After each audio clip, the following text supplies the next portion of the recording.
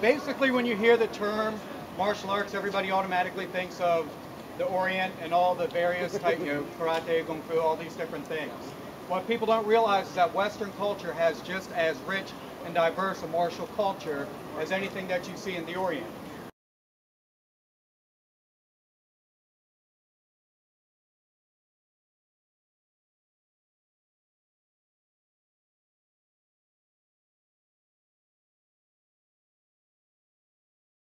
I had the honor and pleasure of being the weapons trainer for Eric Banner for Troy, which led to my love of the ancient Greek martial arts, the spear and shield, and in particular the ancient Greek unarmed fighting systems, which these days they would call MMA.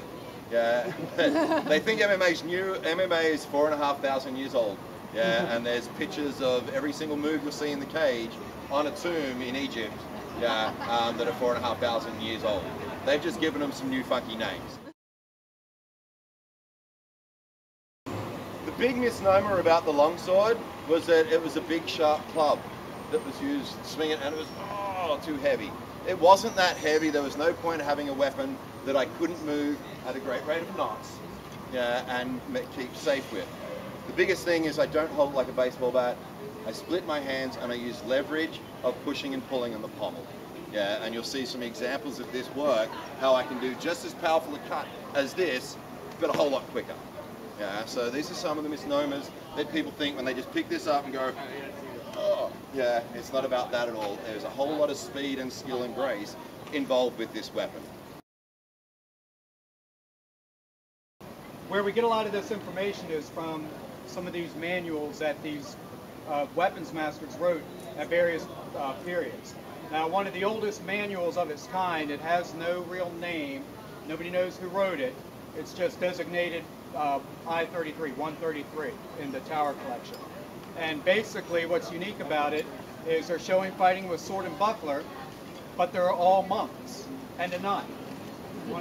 Some of the plates in it show a nun, and they're fighting with these two weapons.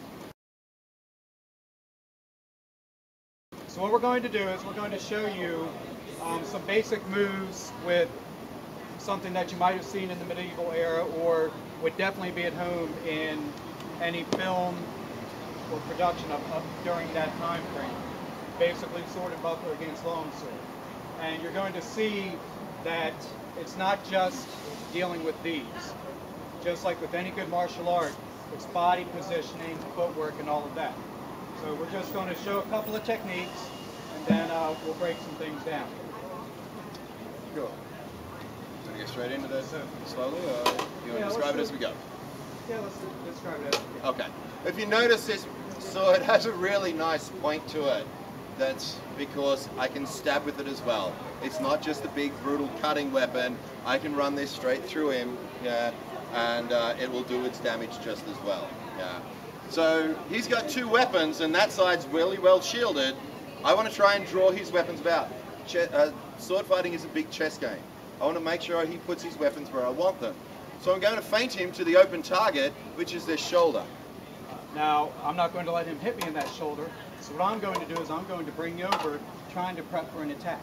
Oh, goody! By taking his weapon out of the line, I'm setting my attack up. Ideally, I'm going to go right into his hand. Why? Because once he responds and pulls back from that, then I can go into the head. Of course, he's fallen into my trap. Put your swords and shield over there, Steve. Excellent. Cool. Now, the advantage of two weapons, the advantage of a light shield.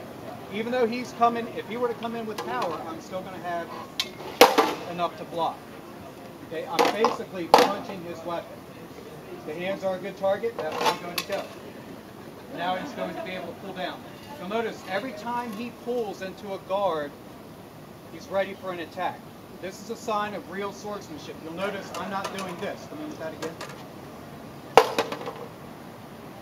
Way too much time. That's another common misconception about swordplay is that I have to come all the way back here and swing it. It's all in the wrist. I'm going to let the weight of the weapon do what I need it to do. But he's already moved into a guard position. Now, what's his most direct line of attack? In the face! Now what I can do is I can feel when he changes his pressure to go for that thrust, I can ride him up. My next direct attack, I'm going to come right around to the side. Where's my next direct attack? I'm all wound up, right? I now just pull on the pommel, and it comes back down again. Notice how every time we move, we are in a position to counter. Push the pommel through again. And we could keep going on and on and on. Now, Let's slow that one for us. all right. Just a little. Not fast, we're not fighting. It's a demonstration, not a fight. Comes in.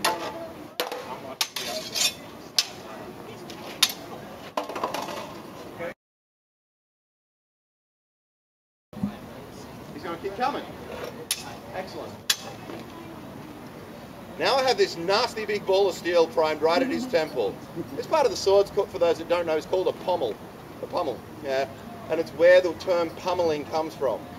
Yeah, and I will pummel the shit out of him. Okay? Even if he's wearing a helmet, this is still going to ring his bells and put him off balance enough to follow through with another cut.